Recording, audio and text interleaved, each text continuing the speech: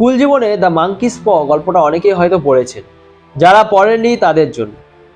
এক খনি শ্রমিক কয়লা খাদানে পেয়েছিল শুকিয়ে যাওয়া একটা বাদরের থাবা। অজ্ঞাত কারণে সেটিকে ফেলে না দিয়ে যত্ন করে রেখে দিয়েছিল।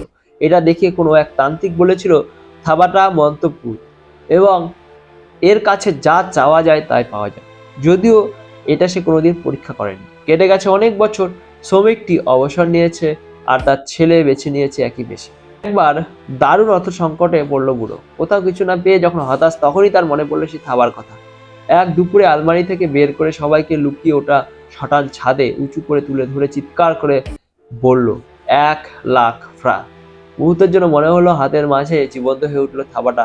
তারপর দিনের শেষে কড়া নাড়ার শব্দে দরজা খুলল বুড়ো। দেখে সামনে দাঁড়িয়ে খনি ম্যানেজার।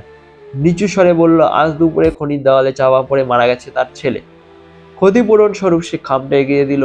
তাতে ছিল ঠিক 1,00,000 ফ্রা। আমার জীবনও বোধ হয় রয়ে গেছে অদেখা সেই থাবার প্রভাব। আর তাই একদিকের অপূর্ণতা পূরণ হয় নিঃস্ব করে দিয়ে অন্যদিকে সুখের খোঁজে হারানোর ভয়ে শুধু উন্মাদের মতো ছুটে চলা। হেথা নয়, হোথা নয়, অন্য কোথাও অন্য কোনো